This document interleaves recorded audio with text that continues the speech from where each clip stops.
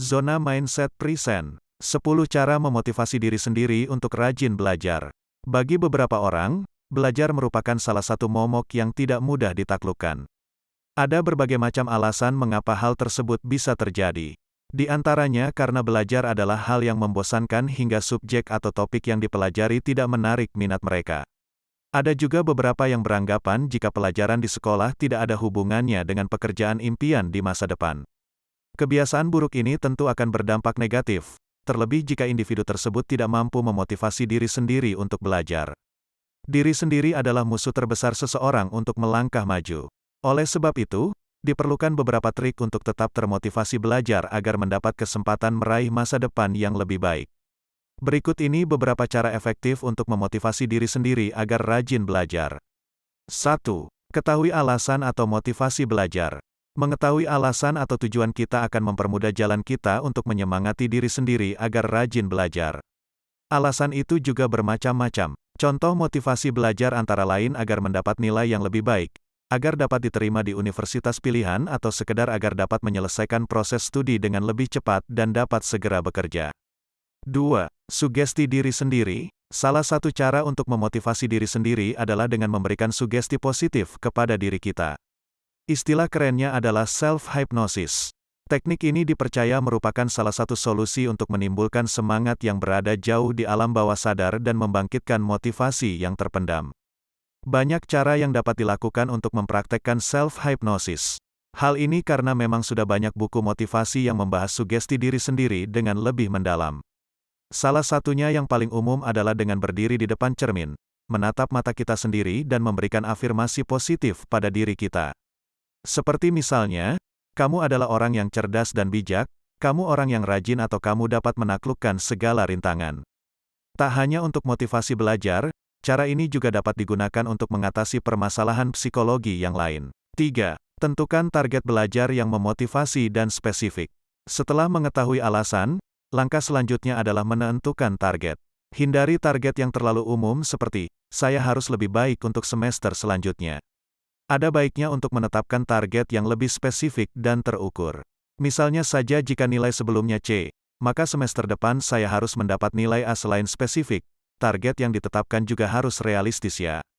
Jangan menentukan target yang kira-kira di luar batas kemampuan agar tidak terlalu stres.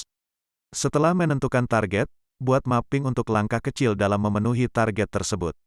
Misalnya saja meraih nilai A dengan mengkatrol kekurangan di presentasi, lebih banyak membaca buku atau berdiskusi dengan teman belajar. Selain menentukan target dan langkah kecil dalam memenuhi target tersebut, usahakan agar selalu berpikir positif agar mental juga semakin kuat.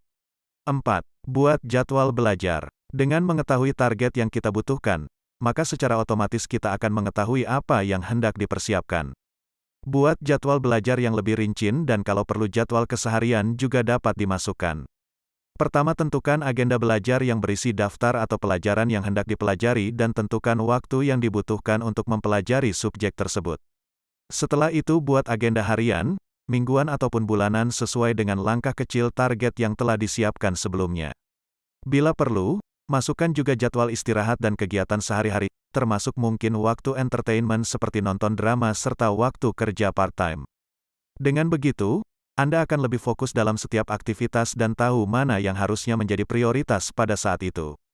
Metode ini dikenal dengan kalender blocking. 5. Ubah kebiasaan yang tidak mendukung. Untuk menambah semangat belajar, cara memotivasi diri sendiri yang perlu dilakukan adalah tentu dengan mengubah kebiasaan yang tidak terlalu bermanfaat atau tidak mendukung. Mengubah kebiasaan memang tidak mudah, jadi perlahan saja. Misalnya saja seseorang terlalu banyak scrolling media sosial di tengah waktu belajarnya sehingga tak sadar sudah 30 menit waktu terbuang percuma.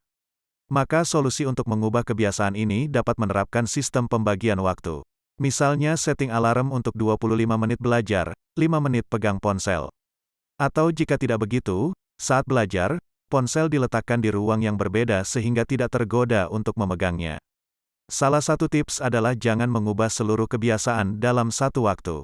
Usahakan untuk mengubah satu saja dalam jangka waktu tertentu, semisal 2 minggu. 6. Mulai perlahan, namun konsisten. Seperti yang telah disebutkan pada poin sebelumnya, mulai perlahan saja. Sebagai contoh, mengubah satu kebiasaan Anda dalam jangka waktu tertentu. Hal ini dimaksudkan agar Anda tidak merasa cepat lelah atau stres karena harus merombak sesuatu secara masif. Terlebih dalam hal belajar yang harusnya santai agar ilmu juga dapat dengan mudah terserap. Selain itu, memulai perlahan juga dapat menjadikan peluang konsistensi semakin besar. Dengan begini, maka Anda dapat menjadi semakin disiplin dalam menjalankan hal-hal kecil yang nantinya akan menjadi lebih besar. 7. Pilih cara belajar yang sesuai. Setiap orang memiliki pendekatan yang berbeda dalam belajar karena kemampuan untuk menyerap ilmu juga tidak sama tingkatannya. Pendekatan belajar itu dapat melalui visual, auditori atau kinestetik. Untuk itu agar semakin termotivasi belajar, kita juga perlu mengenali mana sih metode belajar yang tepat untuk kita sendiri. Sebagai gambaran, metode visual lebih banyak menggunakan gambar sehingga model grafik, flowchart, diagram atau rangkuman dengan tema warna berbeda akan sangat membantu. Untuk gaya belajar audio, cara yang paling mudah adalah dengan mendengar rekaman belajar, mendengar penjelasan dari orang lain atau belajar di dalam kelompok. Sedangkan metode kinestetik akan lebih mudah belajar dengan bantuan gerakan tubuh, keterampilan ataupun juga penggunaan komputer. 8. Belajar kelompok. Setelah mengetahui gaya belajar masing-masing, cara memotivasi diri sendiri untuk tetap semangat adalah dengan belajar kelompok. Kelompok yang disarankan di sini adalah teman-teman dengan latar belakang alasan dan permasalahan yang serupa. Sehingga dengan dikelilingi orang-orang yang butuh semangat belajar tinggi, maka kita sendiri juga akan terbawa arus agar lebih rajin belajar. 9. Manfaatkan fasilitas. Untuk semakin meningkatkan semangat belajar pada diri sendiri, ada baiknya Anda memanfaatkan fasilitas pendukung yang ada. Beberapa di antaranya tentu diskusi dengan guru, teman hingga meminjam buku di perpustakaan.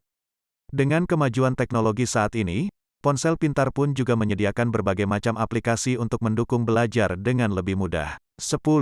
Rileks. Faktor penting yang juga tidak boleh dilupakan untuk menambah semangat belajar tentu saja tetap rileks, jangan tegang.